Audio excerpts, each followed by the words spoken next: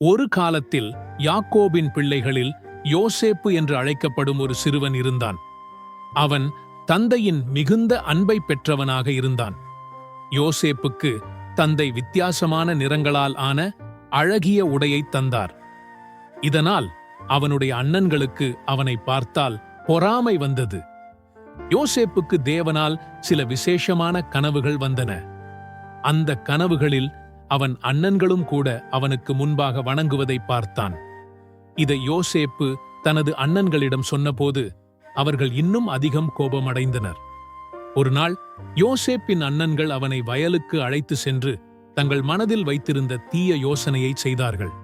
அவனை ஒரு ஆழமான குழியில் தள்ளிவிட்டு, இவன் இனி நமக்கு சகோதரன் இல்லை என்று நினைத்தனர்.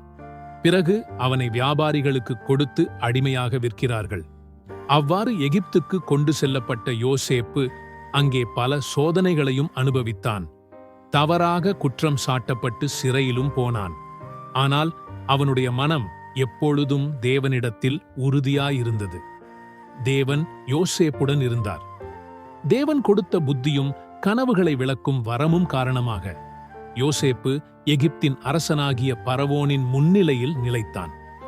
ஒரு நாள் பரவோன் கண்ட அதிசயமான கனவுகளை யோசேப்பு மட்டுமே விளக்கினான். அந்த கனவு நாட்டில் வரப்போகும் பெரிய பஞ்சத்தை பற்றி இருந்தது. பரவோன் யோசேப்பின் ஞானத்தைக் கண்டு அவனை எகிப்தின் 2ஆம் அரசராக நியமித்தான். அவன் முழு தேசத்தையும் காப்பாற்றும் அதிகாரம் பெற்றான். பின்னர் பஞ்சம் நாடு முழுவதும் வந்தபோது யோசேப்பின் அண்ணன்களும் உணவுக்காக எகிப்துக்கு வந்தார்கள். அவர்கள் முன்னால் நின்று உதவி கேட்டது அவர்களே யோசேப்பின் சகோதரர்கள்.